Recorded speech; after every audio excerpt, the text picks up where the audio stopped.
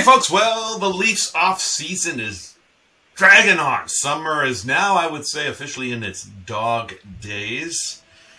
We're going to break down a few things. Some things that materialized this summer in Leafland. Some good, some really not so good. We're going to break it down nonetheless, right here.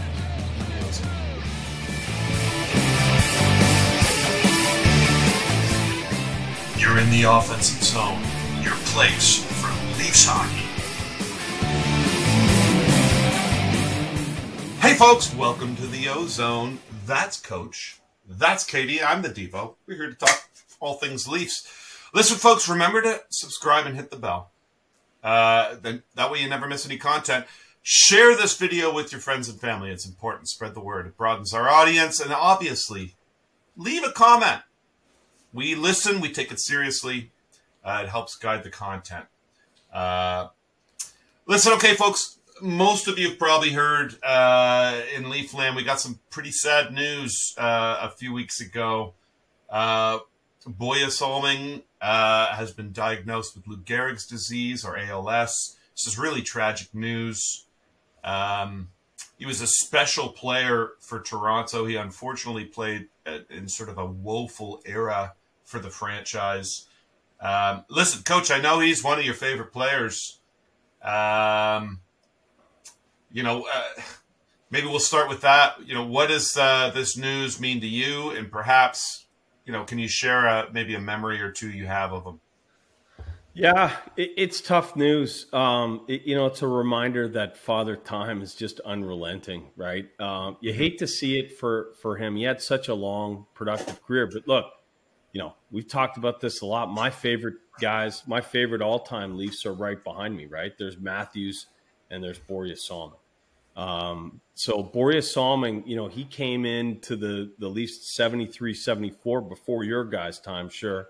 But that's just when I started to watch hockey. I was born in 68. So, and it was a shock. He was really the first Swedish player to play in North America with that, of any magnitude. He came over here with Inge Hammerstrom. They had to bring a second Swede so he could speak Swedish. Right. And he was great right away. He had a tremendous career. He's by far easily the best defenseman in Leaf modern era history. He's the only one in the Hall of Fame. He's a 5-time All-Star. He won. Remember the Molson Cup, the Molson 3 stars, and they added it up. He won that thing 4 times. But he was great internationally too. Do you remember the insanity of the 1976 Canada Cup? Remember Canada, Russia, right? Gretzky to Lemieux, and Lemieux doesn't pass to Larry Murphy. He's wide open. Lemieux shoots and scores. But Salming was an all-star in that tournament too. He was a legit player. He holds 6 career Leaf records.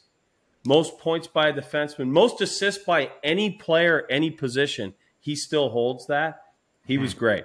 So, my memories of him was a guy that would rush in an era where it was off the glass and out. Yeah. Like he could skate. He would jump in on the rush. He was offensive. Oh, and I'll leave you with this. He holds the Leaf record in the modern era for the best plus-minus. In his career with Toronto, he was plus 150. Wow. Mike, he played on awful teams. Remember, your memories of him were a little later, right? The Ballard era, and they were god-awful. They were awful. He played for terrible teams. Plus 150 in his Leaf career. Guy was good, man. He was good. I loved watching him, and I'm really sad. Here's a picture of me. We showed this when I did one of the podcasts from Stockholm. But in the Stockholm airport, they got a plaque of him right there. So, he is beloved in Sweden as well. I know they're taking it hard. I got a couple guys who work for me that are based in Sweden. They reached out to me like, hey, sad news kind of thing. He's him and Bjorn Borg, right? I mean, huge icons in Swedish sports. And, it's sad, man. It's sad. Mm-hmm. Yeah, it is. And ALS is obviously, we're talking about him in the past tense already. I think it's just because it's one of those diseases that's pretty awful. But the interesting thing about Börje is, like, if you just sort of saw pictures of him over the last few years. The guy looks fit. The guy looks he looks amazing, actually. So it is really a sad thing to see. Kev, any thoughts here? Any specific memories you have of Salming growing up? Yeah. I mean, he played on some awful teams, but when he first started, the Leaf team was pretty good and impressionable. This is right here is my Lanny McDonald jersey, and Daryl Sittler and Ian Turnbull and Mike Palmateer. They had a lot of wins. They did okay in the playoffs. I mean, they were a really fun team to watch. And he was certainly, one of the main cogs in that wheel. So, that was for my first memories, going to Maple Leaf Gardens as a kid in the late 70s. And our neighbor was a big Habs fan of my father, and he and his son, we'd always go to the Leafs Habs game. Unfortunately, he usually would lose, but it would be 3-2, and Guy Lafleur or Schutt would score in the third, but it would be a competitive game, and Swiss Chalet right next door, before the games, and those were good times. And I remember there was good hockey, and Börje was right there. I mean, he was the star attraction. So good for him. And that we have a friend who's down in California who's battling ALS, and he's a young guy in his 40s, and it's been really tough on him and his family. So for Kenny, we're thinking about here when he hears stories about Börje, it brings, obviously our thoughts and prayers for you as well. So a terrible disease, and, all we can do is pray. Yeah. Yeah. Well, again, sad news in Leafs land there. Let's change gears a little bit. Obviously, it's a long off season. Not much has changed since our last video, which you can find up here.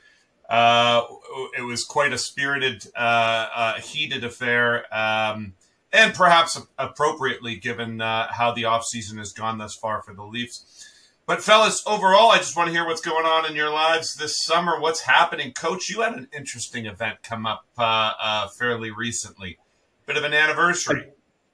Yeah, I did. Before I get there, though, I'd be remiss if I didn't announce, I have a sponsorship now. I'm sponsored by Carbouzzi Restaurant. See, I get the logo here. Beautiful.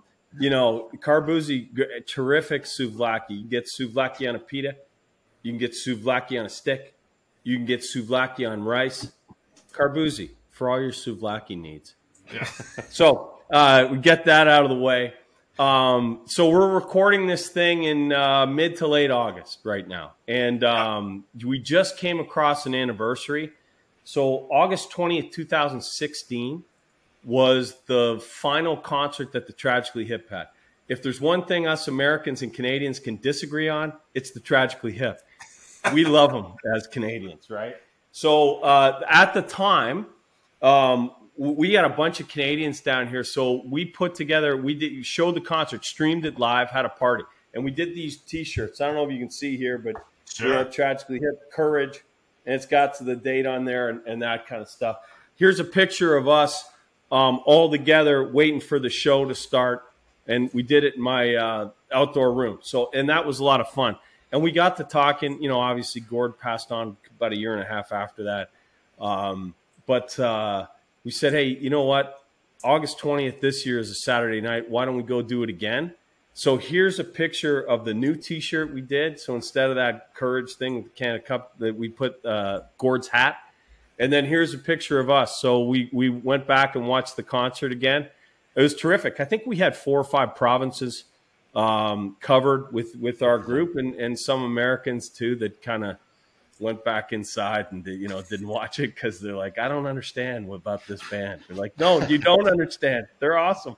But yeah, it was terrific. It was a lot of fun and a little bit got a little dusty there at the end when he was saying goodbye. That's all right. I mean, a little bit like Börje, right?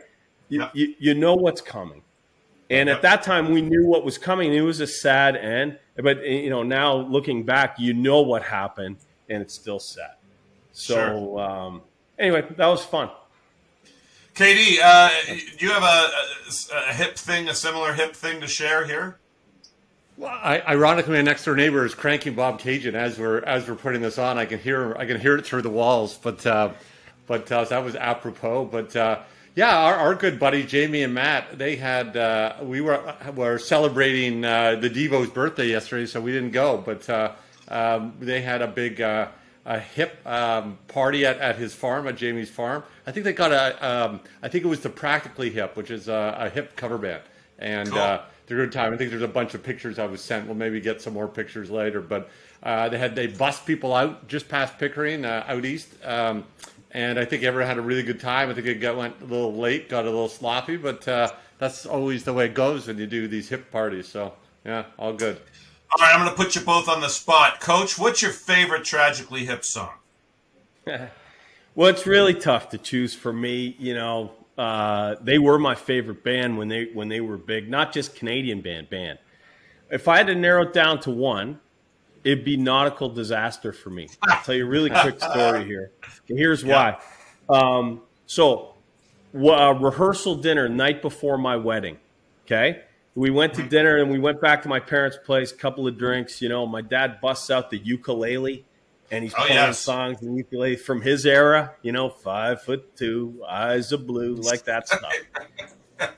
And my wife, my wife's father joins in, just starts singing, and then he gets on a rant, right? He's about to leave. They go get the coats up off the bed, and they're walking out. And he says, you know what the trouble is with you kids? You know what the trouble is with you people? Your music. No one can understand the lyrics to your music. You couldn't sing one song from beginning to end from your era. Gets the coat on, Mrs. gets the coat on, and they start walking out. And so we start singing Nautical Disaster. So had this dream and then like the whole wedding party jumps in and we're singing it to him as he's walking down to his car. And it was great. He opens the door of the car. He goes, all right, I get it. So that's good. Yeah, a little story there. It's funny. I had Nautical Disaster too. So you did? Yeah, that's by far my favorite song. Anyways, folks, go. Hey, Mike. So they played that on Saturday Night Live. I thought it was a mistake for them not to play New Orleans is Sinking on Saturday Night Live if they were trying to break into the U.S. because that was a big song for them. Yeah. I think they did Grace 2, and then they did Nautical Disaster. Yeah. But so they were playing off their album, off their new album. It's so Canadian. It's so them to say, no. That's not the way we do. We're not looking for U.S. support. We got an album we just launched. People in Canada watch this show too. Yeah. They stuck to their guns. It's so them. They really did. Yeah, and it was good. Let's be honest. That was a good record. Listen, there you have it, folks. We seem to have lost one of our contributors, but that's okay. You come here for the Leaf stuff, so I can guarantee you keep coming back. And here's another thing. That's what we're here for all of your Leafs news. We'll see you soon. Now? We'll see you soon. Right here on the OZone.